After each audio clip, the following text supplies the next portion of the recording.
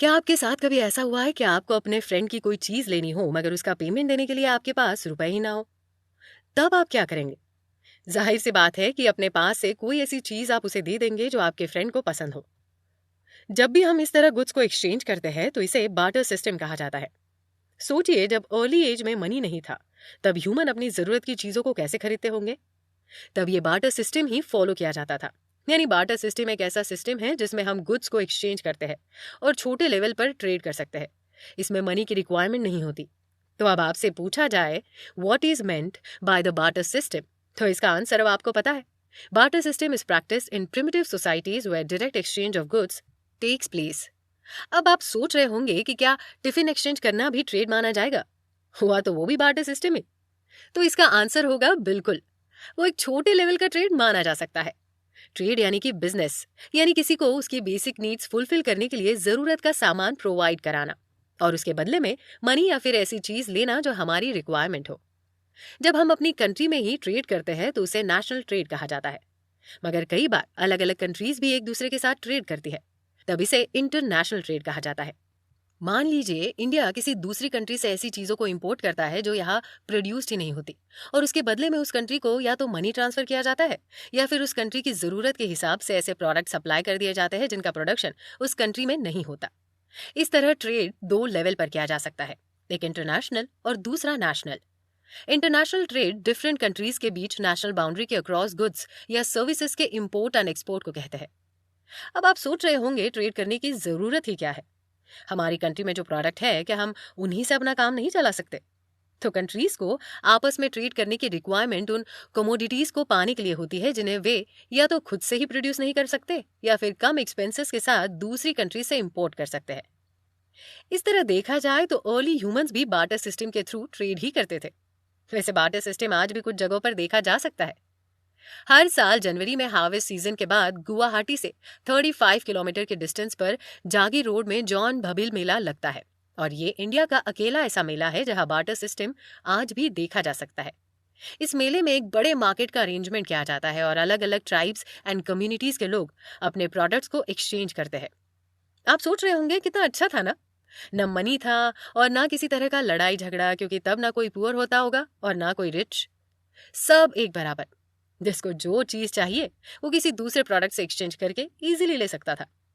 मगर barter system में सबसे बड़ी कमी भी तो यही थी कि यहाँ वो प्रोडक्ट जो आपस में एक्सचेंज किए जाते थे उनके वैल्यूज का कोई अंदाजा ही नहीं लगाया जा सकता था। इस तरह कई बार कम वैल्यूज के प्रोडक्ट के बदले ज्यादा वैल्यूज के प्रोडक्ट भी ट्रेड कर लिए जाते थे। बार्टर सिस्टम की इस डिफिकल्टीज को मनी या करेंसी के आ जाने के बाद दूर कर दिया गया। जब पेपर एंड कॉइन करेंसी नहीं हुआ करती थी, तब हाई वैल्यूज के कुछ प्रोडक्ट्स को मनी की तरह यूज किया जाता था, जैसे कि Flintstones, obsidian, cowrie shells, tigers paws, whales teeth, dogs teeth, skins, furs, cattle, rice, peppercorns, salt, small tools, copper, silver and gold. International trade की हिस्ट्री को देखें तो पता चलता है कि एंशिएंट टाइम में लॉन्ग डिस्टेंस तक प्रोडक्ट्स का ट्रांसपोर्टेशन बहुत ही रिस्की हुआ करता था, इसलिए ट्रेड लोकल मार्केट तक ही लिमिटेड था। तब नॉर्मली ज्यादातर पीपल अपने ज्यादा से ज्यादा रिसोर्सेज को बेसिक नेसेसिटी जैसे फूड एंड क्लोथ पर ही स्पेंड करते थे। सिर्फ रिच पीपल ही ज्वेलरी या कॉस्टली ड्रेसेस खरीदते थे। लग्जरी आइटम का ट्रेड तभी से स्टार्ट हुआ था। Silk route long distance trade का सबसे पुराना एग्जाम्पल है, जो 6000 किलोमीटर लॉन्ग रूट के जरिए रोम को चीन से कनेक्ट करता था। ट्रेडर्स चीन में बने silk, Roman wool and costly metal और कई अदर एक्सपेंसिव लग्जरियस आइटम्स का ट्रांसपोर्टेशन करके इंडिया, पर्शिया और सेंट्रल एशिया के मिडिल एरियाज में लाते थे, और यहाँ के रिच पीपल इन आइटम को खरीद लेते थे। फिर जब 12th एंड 13th सेंचुरी में रोमन एम्पायर का डिसइंटीग्रेशन हुआ और यूरोपियन कॉमर्स में ग्रोथ हुई, तब ओशन गोइंग वॉरशिप्स के डेवलपमेंट के साथ साथ यूरोप और एशिया के बीच ट्रेड भी बढ़ा और अमेरिका भी तभी डिस्कवर हुआ। यहाँ आपसे पूछा जा सकता है which two countries were connected by the silk route, तो आपको इसका आंसर अब पता है। Italy and China were connected by the silk route. 15th century से ही यूरोप में कॉलोनियलिज्म स्टार्ट हुआ और इसी के साथ एक्सोटिक कमोडिटीज का ट्रेड भी शुरू हुआ। इस टाइम पर एक नए तरह का ट्रेड भी सामने आया जिसे स्लेव ट्रेड कहा जाता है। पोर्तुगीज, डच, स्पेनिश लोगों को अंग्रेजों ने अफ्रीकी नेटिव्स को पकड़ा और उन्हें फोर्सफुली काम करवाने के लिए नए डिस्कवर्ड किए गए अमेरिका में ट्रांसपोर्ट कर दिया। स्लेव ट्रेड 200 ईयर्स से भी ज्यादा समय तक एक बेनिफिशियल ट्रेड रहा जब तक कि ये 1792 में डेनमार्क में, 1807 में ग्रेट ब्रिटेन में और 1808 में यूनाइटेड स्टेट्स में पूरी तरह खत्म नहीं कर दिया गया। अब अगर आपसे पूछा जाए डिफाइन स्लेव ट्रेड, तो आप बता सकते हैं कि 15th century onwards the European used to capture African natives and forcefully transport them to newly discovered America for their labor in the plantations as slave. So slave trade was a lucrative business.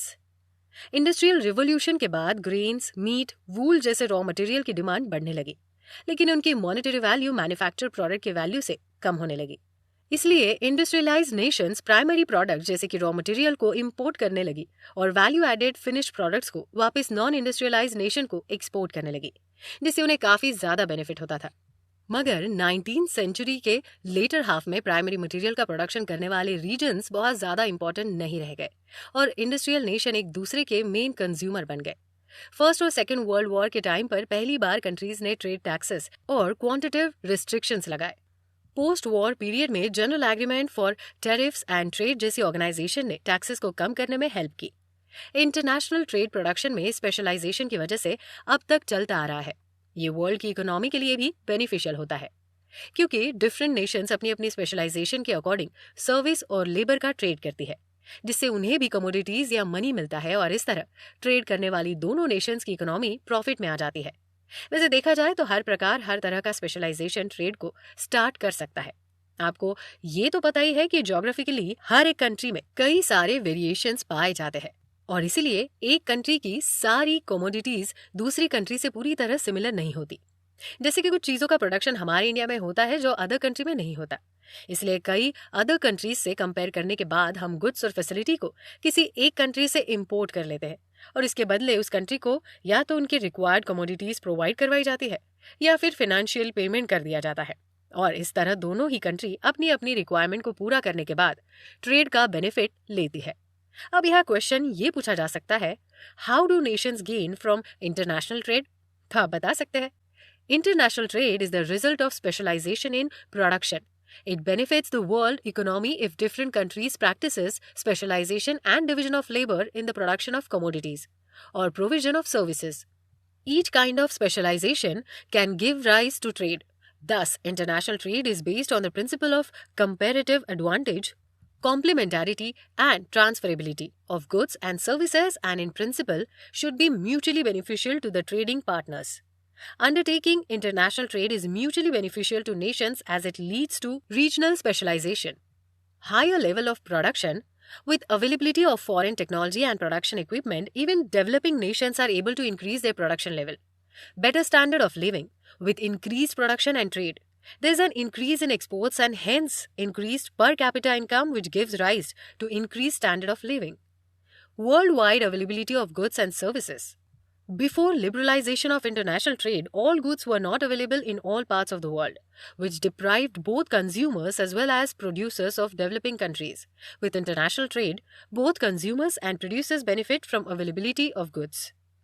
आज के time में trade ही world economy organisation का base है। Well developed transportation और communication system वाली कोई भी country international trade में पार्टिसिपेशन से मिलने वाले बेनिफिट्स को छोड़ना नहीं चाहती। अब इंटरनेशनल ट्रेड में काफ़ी मेजर बेसिस भी है, जिसके बारे में हम डिटेल में बात करेंगे हमारे अगले एपिसोड में।